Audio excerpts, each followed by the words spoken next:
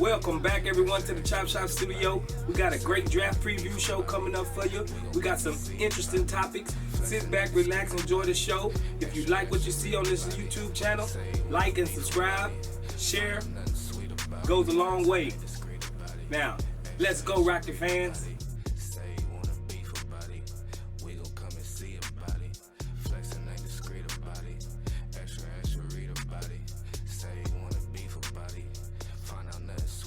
Welcome, everybody, and thank y'all for joining the Chop Shop.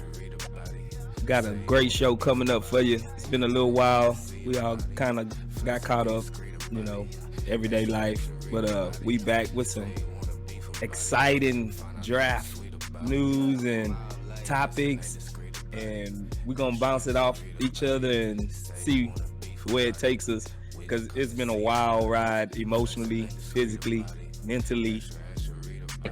Half of the fans was in shambles for about a good 15 minutes until, we got the pick that evidently, seemed like it was almost ordained for us to have after you sit back and decompress and evaluate all of the things that happened. And when the smoke clears, it looked like we came out of this draft looking pretty good, in a way better spot than we was previously. So we're gonna kick it over to you, James. And what surprised you the most about this Magic picking Banchero seemingly out of nowhere? Like, they just trashed their whole board and then just went on a limb to get Banchero. Yeah, man, it was crazy. I don't think we've quite seen anything like it realistically in draft history, right? The best explanation I could come up with is that they were hoping that Stone would trade up, that they wanted Banchero the whole time, but maybe they were willing to take Bari if they were getting additional assets because the margins between these guys are narrow, right? So maybe that was the gamble. But I'll say this, man. Regardless of how you feel about it, like whether you think the Magic did something wrong or not, which I kind of do, but I understand the argument that this is an organization and they're entitled to play it close to the chest and all that stuff. Like you can make that case, but I feel like they're on the clock with Banchero now, man. Like when it comes down to it, they started the relationship off on a bad foot, probably. They took a guy who doesn't want to be there, who didn't get used to the idea of being there, right? Like if they told him a week, we're taking number one, it might have started the relationship off on a different foot. And with this age of player empowerment and shit, which I'm for personally, but if you ask me, like, they're on the clock. If they don't put a winning team around Banchero in the next years, I wouldn't be shocked to see Banchero wants out of Orlando rumors starting. We'll see how it goes, man. What do you think, Frank? Yeah, I'm not going to say they're on the clock. I think they will, as it relates to the Rockets, they've been drafting these high lottery picks for the past few years, and I would just add Paolo to that stable of high, talent. To me, they've been on the clock. I know a lot of teams compare them to us as it relates to bad teams in the NBA, but the Rockets are relatively young in this process compared to OKC and Orlando. As far as the process of him being picked first, to me, the fact that they use Jabari as bait to do what I think the guy's like their president of basketball operations. He had a news at their press conference saying that sometimes you have to use misdirection in the draft process. I get that, but to use a player that is that talented, that is by all accounts a very high character guy, to use him by posting his workouts, doing all this extra media fanfare for him in your organization, and then not pick him and come out and say that you always had Paolo at that spot, and use him as just bait for either the Rockets or OKC to try to make a move to maybe squeeze out some assets that you may want to look at. I don't think that's cool, and I think that's something that's going to come back and bite them in the future, because as we've talked about in the past, this new NBA, a lot of these kids coming out nowadays, these are not like back in the day where it's like it's a guy and his single mother And, he's just, thankful to get the opportunity to be. These dudes are enterprises. They're coming out as businesses with agents, both parents involved. A lot of times they go to these camps throughout their lives. They're investing thousands of dollars in their development. And you can't just treat them like property and just use somebody as bait. And I think the Magic really, it helped us out, because I'm glad we got Jabari, but I think they kind of fumbled that, and I think that's going to come back and bite them. Man, I agree so much. I swear, after I just sat back and I analyzed exactly what they did, and I see no reason why they did it. They was number one. I mean, if somebody want to come and take your spot, they got to come and negotiate with you personally. So if you think this guy is your guy, all you have to do is say no. Where is the fear, or where is the like, why was it that they had to feel like someone could jump over them and steal their pick? They had the number one pick. There's nothing above one. You know what I'm saying? Like, who was they trying to play? It's either it seems like they had Jabari number one, and they totally scrapped it at the last minute. And that's something you don't do in an organization or anything, even if you're just planning a trip to go somewhere. You don't get all of these things lined up and then you just say, nah, I ain't gonna do that. You know what I'm saying? And you done wasted time, money, effort. You put this man on a billboard. You know what I'm saying? Like, they went the extra mile, and it's something that they didn't have to do. Yeah, leaking stuff here and there, blah, blah, blah.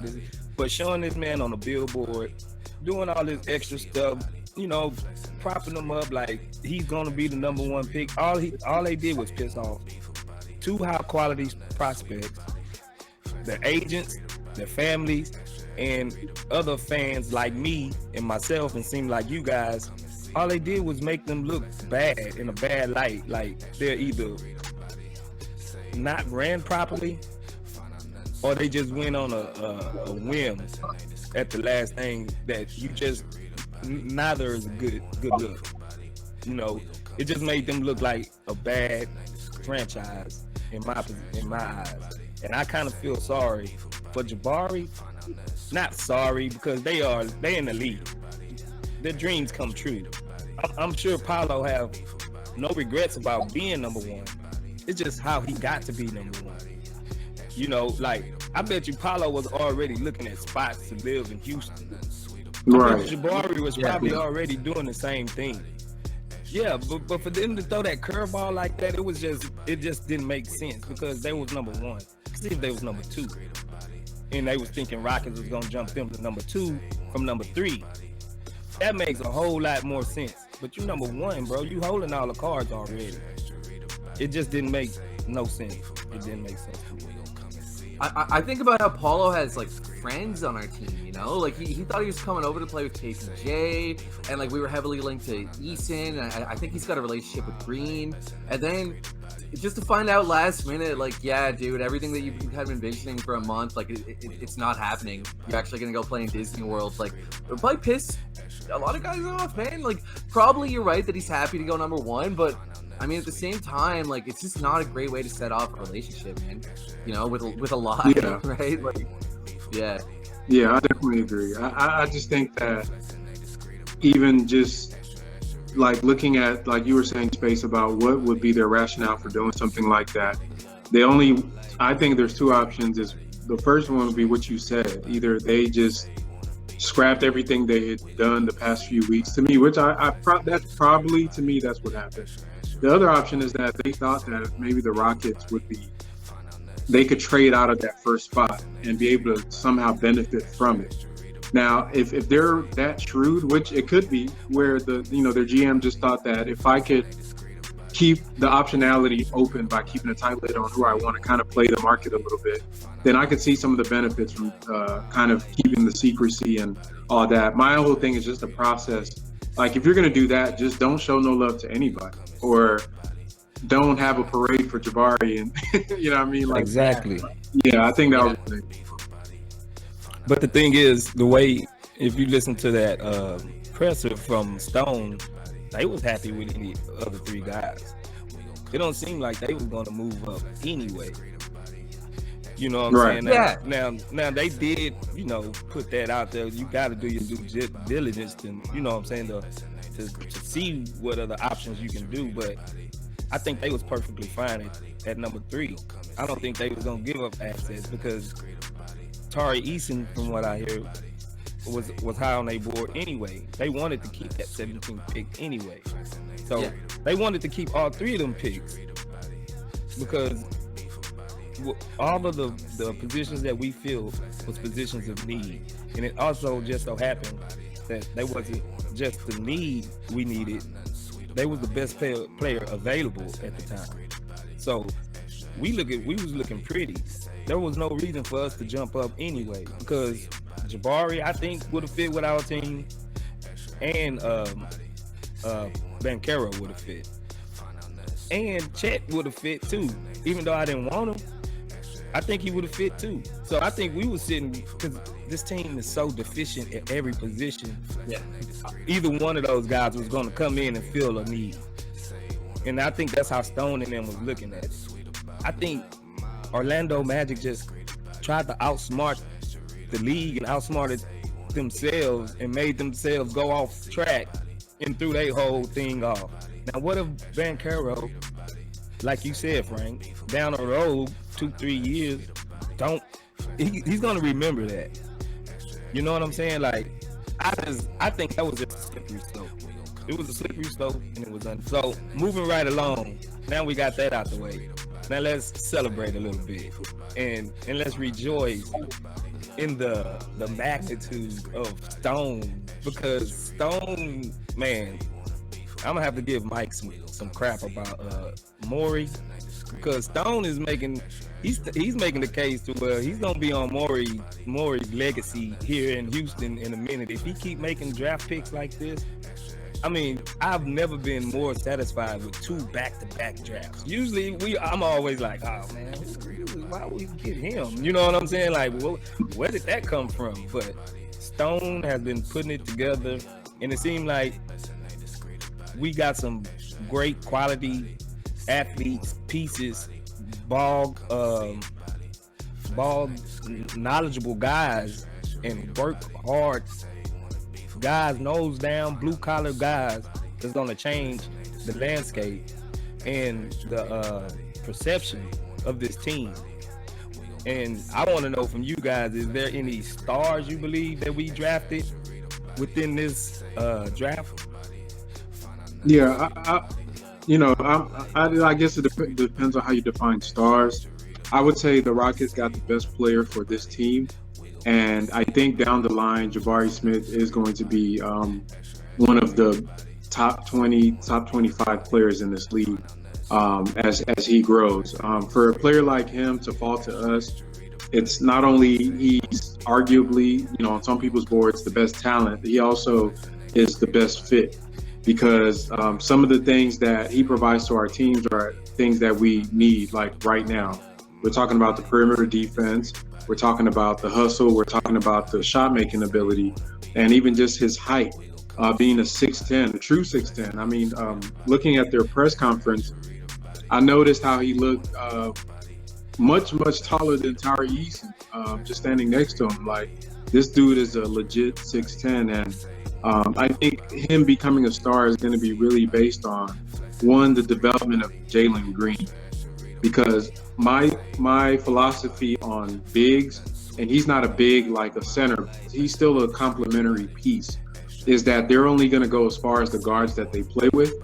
And to me, if Jalen can reach superstar level, the pressure that Jalen creates based on his play will then allow Jabari to flourish and be that complementary star where he can just kind of, that 1-2 combo that you just can't stop. Yeah, man, you spoke on, like, it depends on how you define a star. It got me thinking about something I've thought about a lot, which is that, like, people are concerned about Bari's 2-point finishing and his ball handling, right? These are the two things that are concerned about him. Like we know he's one of the purest shooters, 6'10" and up, that we've seen in the history of the sport, realistically. And he's going to be a high-end perimeter defender too. So we know his strengths and we know his weaknesses. I think that there's not much of a precedent for a guy like this reaching stardom. And that's just because the game has changed, and like a player like Bari wouldn't have existed so long ago, right? And so it's like we're not used to 6'10" guys with a perfect jump shot. Like, so it's easy to say like, well, he's not an excellent ball handler and he can't really create his own dunks and layups. So like, how is he going to be a star? It's like, well, I think we just haven't seen the type of star that he is before. That doesn't mean he can't be one. In my mind, he's Michael Porter Jr. with defense is the best comp that I can come up with, and like, man, that's a really, really outstanding player, If he's going to need that dribble penetration to be like a top 5 player, like if we're really talking about like a superstar franchise player, I do think he's going to need to be able to create dunks and layups for himself. But, man, I think he can be, like you said, Frank, like a top 20, 25 player, even if he's just the best 3-and-D in the league, One more thing I want to say, too. Like, 3-and-D is a generalization. Like, people compare him to, say, Robert Covington or something, but he's not that, man. He can launch off the dribble. He can launch on the break. Like, he can pull up and fire it, Like, he's not just, like, he's not a standstill 3-point shooter. He's a lot more than that. Yeah, I definitely agree with that. Just real quick, so I think for me, like we discussed this in the past about what we want to see as far as like his skill set going forward. And, what started coming to my mind was, for one thing, I would rather see him learn to read the floor and pass and make plays rather than just have a handle package. Because if you just go back like 10, 15 years ago, you could be a star without handles. I mean, look at for a guy like Carmelo Anthony, who was an offensive player that really made his mark by playing bully ball, jab, pull up, one dribble pull up, post up, bully in the post. And it's just generating enough space to get your shot off and then being skilled enough to demand a double team. And I think if Jabari, even if he never develops like a handle where he can get to the rim and at will, can he generate enough attention by just being that deadly, even in the mid post, where a team is going to say, I need to go help, because then you've done your job. And off of that, can he make plays out of that? To me, that playmaking is what catapults a good player to superstardom, as we've seen with Jason Tatum struggling in the finals. Yeah, I agree. I think as far as being a star, yeah, I think he could be a star. I don't know if he can be a superstar. And I think that's what you're alluding to, Frank. Superstars do everything, pretty much. From defense, to passing, to setting plays, to generating offense, to, everything. It's not too many things that LeBron James can't do. There's not too many things that Kevin Durant can't do. It's just, I think he don't need a handle package. He's not gonna get Kyrie level skills. He's not gonna get, that saucy. He ain't gonna get saucy, but he don't need to be saucy because he's gonna be taller than almost every other body, every other person that he's matched up against. He just needs that 1-2, catch the ball, face it up, 1-2. Hakeem, dream shake. Hakeem was just 6'10" himself. Hakeem was not 7 feet, but he had the footwork and he had that 1-2, boom, boom, south, up and over. And I can see that happening for Jabari as he gets more acclimated to the NBA game and seeing how more people are going to try to play defend him. Because truthfully, I don't know how you're going to defend him. Is you going to use a big to defend him? Or are you going to use a bruiser to defend him? Or are you going to try to use somebody that's quick to defend him and just rattle him to try to speed him up? But if he can Kevin Durant you and just look over the top of you in that 15 to 18 foot jumper range, he's gonna be deadly. So I think he can be a star. I think he'd be a third type scorer on a championship team. Now, I don't think he's gonna have to worry about double teams because Jalen Green is gonna get the double team. You know what I'm saying? Like, all he's gonna have to do is just feed off of Şengün and Jalen Green and just hit open threes and play some defense. And his job is easy. By us getting Jalen Green, it makes his job easier. Space, I think initially that's what he's going to do. I do envision a world where he can generate double teams just by him being a mismatch at his position against a lot of guys. And it just goes back to, I know the league is changing as far as how offenses are ran. Everybody's perimeter oriented. But in the finals, I mean, you know what really made Steph Curry deadly this year compared to his other finals run is he developed a floater and he was getting to the rim. At the end of the day, when it gets down to a basketball, it's basketball. And I think Jabari, if he can get in the mid post and turn to like Dirk Nowitzki is a guy that comes to mind that doesn't have a handle, but he just killed people with a one-legged jumper from the mid range. That's how he won a championship on a team that shouldn't probably won a championship. So if you can get to that level, the thing that made Dirk special is he could pass out of there. That's my thing. I don't even care about Jabari's handles per se. He can get to a spot. You can get it if you can get a pass to him in there. Can he pass when those teams come to help? To that extent, it's unstoppable when you got Jalen Green on the opposite side of the court.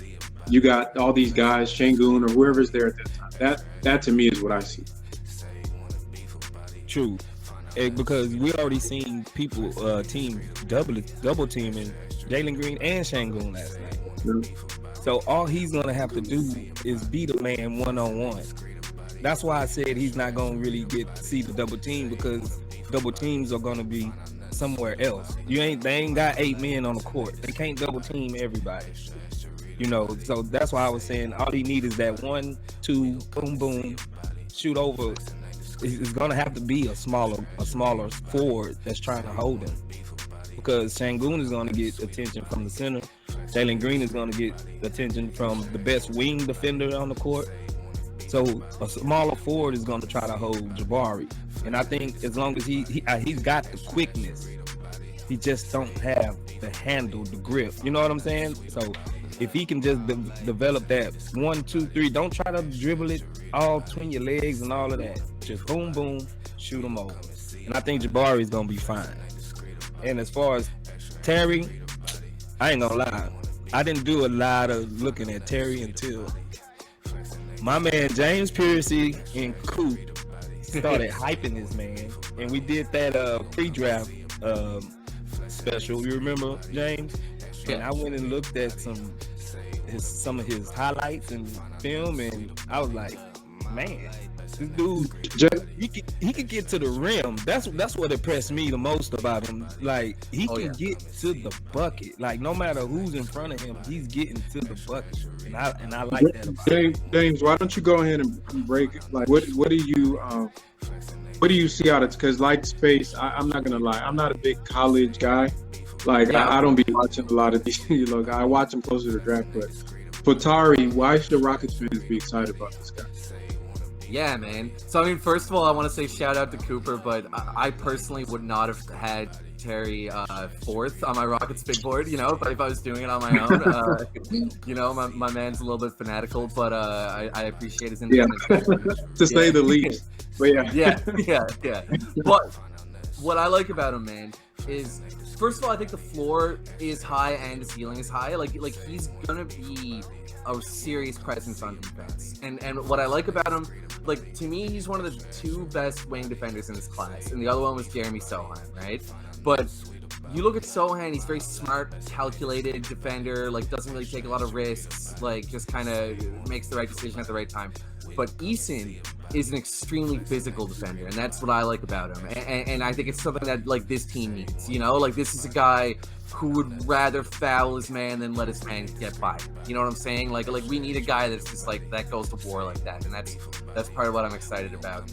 I see a path to stardom, man. It's far from guaranteed. Like he's absolutely this might be a role player, you know, and a really good one. But like he's got a nice handle in the open floor. Like he's got good ball security, huge hands, right? 6'8" with a 7'1" wingspan.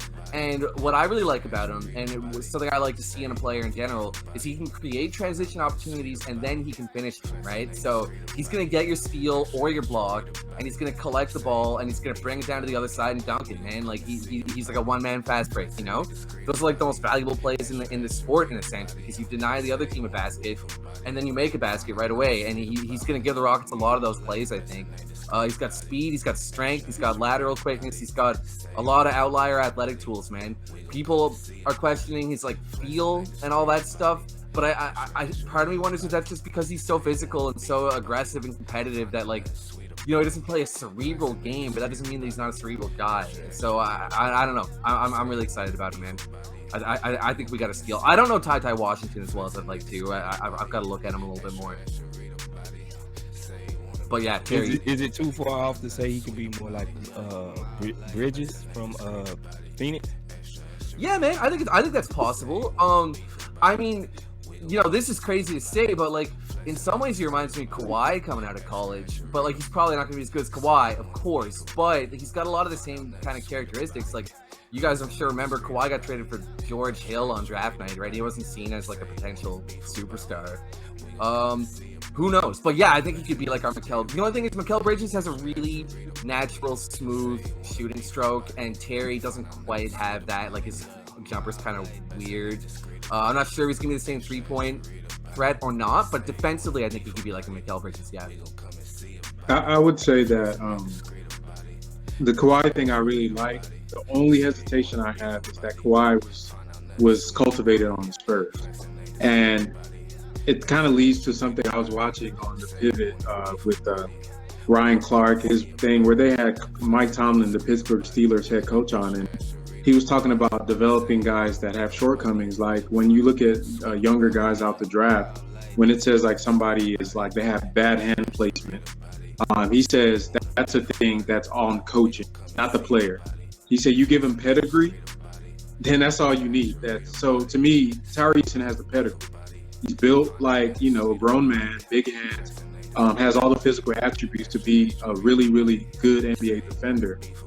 Can the Rockets cultivate and train him up to apply all those tools for him to translate that to the court? And I think that's where I kind of get wary about like comparing them to like a Kawhi, because if he was under if Tyrese went to the Spurs, I'd be expecting a Kawhi, somebody like that coming out in a few years, but I think that's yet to be seen for all these guys. But yeah, I agree with everything you said. I'm really excited about him.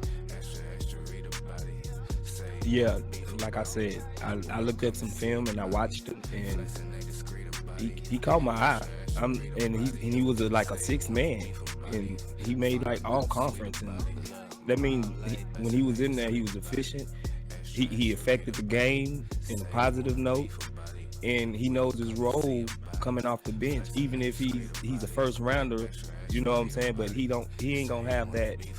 Oh, I need to play automatically, because he already knows that there's a spot that can get got on and he can make a positive impact on the game coming off the bench.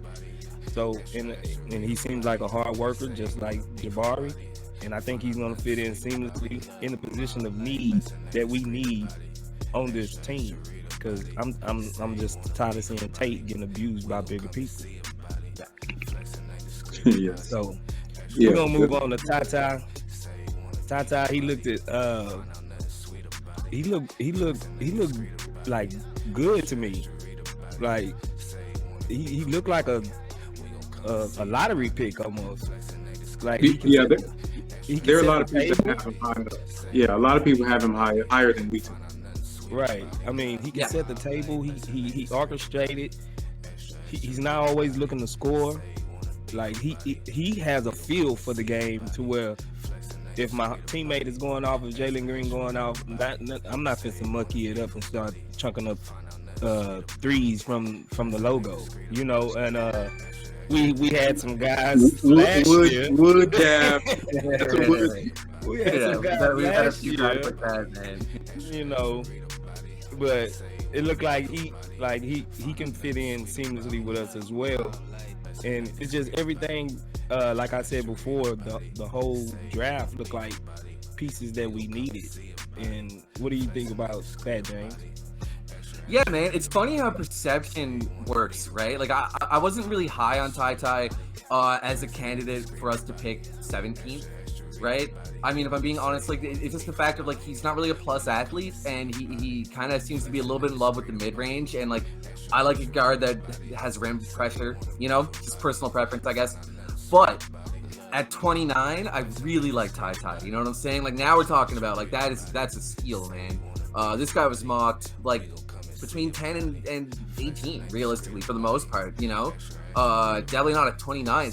To my understanding, it's some kind of like a nagging injury that kind of messed up his combine performance, I think. And so, like, that's why he slipped a little bit. That doesn't worry me in the least, man. Guys get injured at all sorts of different points in their career. He's going to be better than a 29th overall pick. I'm pretty confident in that. I just think we had such a great draft, man.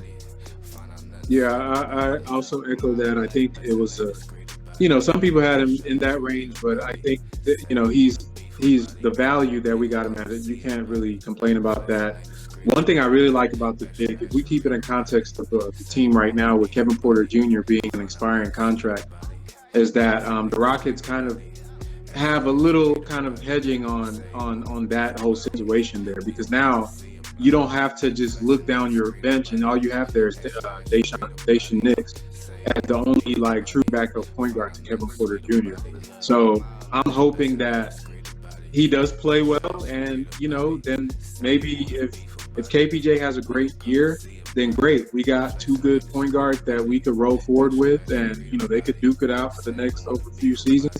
And if KPJ does not, and maybe the team doesn't feel comfortable extending him and lets him walk, you have a first-round pick guy that should have probably went higher coming off. And to me, honestly, the fit with the team, I like it. I like the fact that we have, Alperen Sengun, Jalen Green. You have, Jabari now.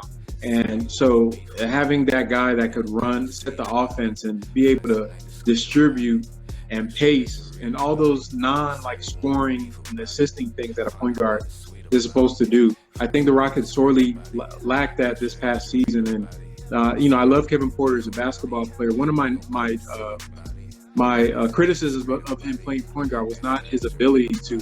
It's the fact that some of the nuances of the position, like being able to pace the game, knowing your time and situation, he really suffered in that. Like, we don't need you jacking up early shot clock three in a close game, or some of the games where he would run the clock down where we needed to score fast. It was just those type of things. And I think Ty, that's something. His mom was a former player, so I know he has the IQ to run the show like that. So I'm really excited. Space, you might have a step back in quick. No, go ahead. Yeah, man. Frank, that's something that I feel like we talked about a lot through the season. Was with Kevin Porter Jr., it came down to processing speed, right? And I think Ty is going to be a big time upgrade in that way.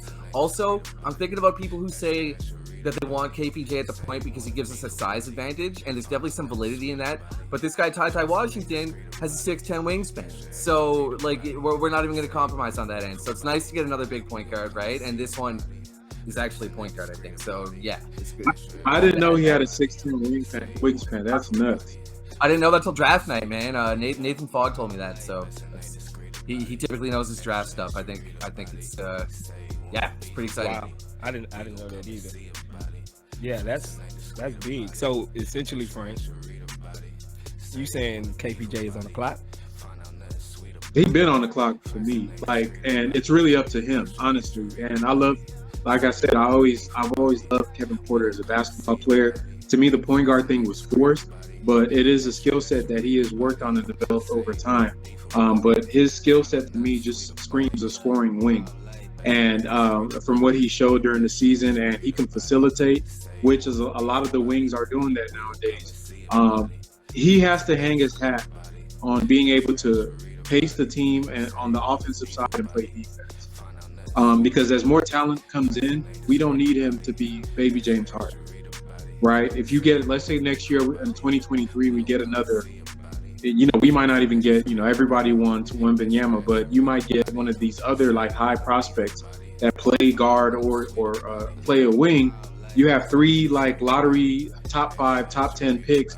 I don't, if Kevin Porter can fit into that role where he's one of the guys and almost like a Marcus Smart role where you have these higher picks there and your job is to be that best defender on the team and also be able to share and distribute and cook when you have, when it presents itself, then I think he's fine. But I just think that, I don't know, it's up to him, but the clock has been ticking.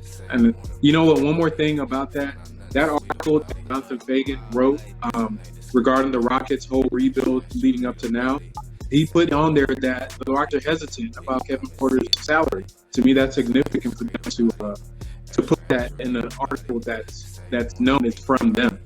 So they put that out there. There is some hesitation from the team. So, yeah. All right. With that being said, we got all the draft picks in. We know who we got for the 2022 NBA draft for the Rockets. Now it's time to talk about expectations. What do you expect this year from the Rockets, James? Yeah, man. I mean, I'm not one, like, I'm not going to say that I think the Rockets are going to make the play-in tournament or something, because I don't. We were the worst team in the league last year. We could win 5-6 more games, and that would be a pretty big lead. But I think that's going to happen. I think we're going to win, like, 26, 27 games. We're going to be, still one of the bottom teams in the league, but, like, improved and noticeably improved. And the main thing I hope for is as the season goes on, the wins start to come more frequently, so that we can head into 2023, 24 feeling like, okay, this is a real team now. The reason I think we're going to improve is because we addressed our biggest weakness in the draft. Like, we were the worst defensive team in the league, and we got 2 of the 3 best wing defenders in the draft. So to me, it's like we should improve, and Barry's spacing should lead to some improvement too. But I think we still have a little way to go before we're like a competitive NBA team. What do you guys think? I would say I'm there with you. I think we have probably 2 of the best wing defenders in the draft that we actually got on our team.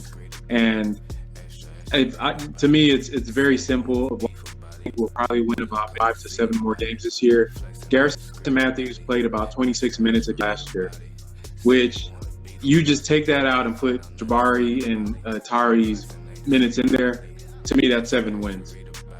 Yeah, as you know, Garrison, he's a streaky shooter and a cone on defense. So you're replacing Garrison Matthews' streaky shooting with one of the best shooters at 6'10" out of college ever, and also like a Kawhi-like type of player in Tari. And then on the backup, instead of just having to depend on maybe Jacob being your primary ball handler off the bench, you added Ty Washington, which I'm hoping is going to develop into a quality point guard that can spell some minutes for the starters and kind of keep the offense humming. So, yeah, I think they're a better team. They're a better team talent-wise. They're a better team just construction-wise. We have Jalen Green coming back for year 2. We have Kevin Porter coming back in his 4th year in the season. Everybody's better. Shane is coming back for year 2 after their first real NBA offseason. I think we're going to see a lot of leads from these guys. They're NBA pros now, and I think that translates. Because if it doesn't, I mean, I've seen what Tillman Fertitta said. He expects them to improve across the board. He didn't say they're going to win more games, but to me, if you improve across the board, that should translate into a few more wins. Because if they don't, I feel like Coach Silas will be on the way out the door next year. Yeah, actually, if we don't get rid of Eric Gordon and Eric Gordon plays significant minutes, we might win by 33 to 35 games. because Okay, hot take. him himself. We seen the numbers, Frank. You crunched them. True. When he plays, we are a better team. And if we don't get off of him, he's gonna play because they still gonna try to recoup his value for the trade deadline. And I think we're gonna be quite significantly better than any other team that was supposed to be on our tier from this year. I think people will go. I mean, you're gonna see like the Rockets are really building something over there. The culture, we will start to see that cultural change this year, because even Stone last year at the presser when we got Jalen Green, Şengün, he was saying it's gonna be fun. It's gonna be fun. It's gonna be this. It's gonna be that. He didn't never say we gonna work hard and we gonna get better. Like they looking for wins now, and you can tell the tone from them that they looking for wins and that everybody's gonna come in on the same page. And I think Silas is really gonna put the people that needs to be out there, and we're gonna. Cause bro, just be real. Like we seen, if we wasn't getting blown out, we was right there with a lot of teams. And now the pieces fit now. And when the pieces fit, it just all comes together and it all falls into place. And I think we really gonna surprise some people, and we gonna be something like the New Orleans Hornets. We gonna be knocking on the play-in game. I mean that like I don't care about tanking and stuff anymore, man. The more I think about it, like it would be. I mean, we need to add one more marquee talent, in my opinion. Like, what we need is a primary playmaker. But however we do that is however we do that. If it's through trade or free agency, I'm cool with that too. The more wins, the better next year, as far as I'm concerned, man. I'm done with the tanking shit. I think, that's how I feel today. I'm done with tanking. I can care less about Wemby, truthfully. I think that's pie in the sky anyway. Like we haven't got the first pick these last 3 years. We've been picking 2 and 3, and it's less and less likely we gonna get the first pick. So I don't see why they would throw all of their assets into a basket, and eggs in one basket, and say, "Oh, we're gonna tank again so we can get Wemby or one of the twins." Or whoever, when they got so many other players that they have to develop. You just don't have 3 guys to develop no more. You still got Garuba, you still got Nick, then you got Tari, now you got Jabari, now you got Tata. Who's going to be developing all of these guys? Where's these minutes going to come from for all of these guys to get developed? Yeah, I honestly think this is the last season. Yeah, yeah, man, it's no more tanking. No more tanking. I think we got the assets. I think we got the core, and we got the assets in our cupboard to where we can make moves now and try to be, make a push, a real push. I ain't gonna say championship, you know what I'm saying? That's still 3-4 years away. But to make a real push and see and draw some eyes down here, and people start to recognize, oh, they're building something significant in Houston, and it's gonna all come to fruition. Yeah, I think so as well. I think the Rockets they did a great job with this draft. I would give them an A+ because I think that they were able to address everything they needed. They got players that actually fit a positions of need at good value. And to me, the Jabari falling to 3 was, even though people didn't expect that to happen, I think it was a blessing in disguise for everybody involved, including Jabari. Because honestly, my opinion on the 3 top teams, the Rockets roster is the best fit for any of the young guys to come out and really get an opportunity to shine. Because I think OKC has a lot of talent there. I think the Magic have a lot of talent. And I think for us, we just have one guy. And if you are coming to Houston, you're coming here. If you're a top 3 pick, top 5 pick, you're coming here to be one of the guys. And I think we got one in Jabari Smith.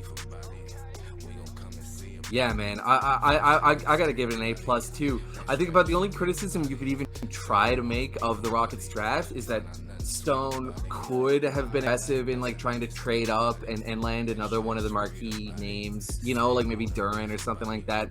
But to me, I'm like, well, we drafted 3 guys that fill a position of need, and we didn't give up additional assets. So to me, that's a bigger win in the end. You know, like we needed Terry Easton just as badly as we needed guys that had a little bit more of a big name. So I don't buy that criticism, man. People, I've seen that tweeted out a few times, like Stone should have traded up, should have tried to land the 11th pick from New York or something. Not necessary, in my opinion. I think we walked away with a great draft, man. A+. Yeah, and I'm gonna ride that train. A+ to me too, just because I had a lot of questions about are we gonna do the right thing in this draft? You know what I mean, and not try to reach too high for certain players, and you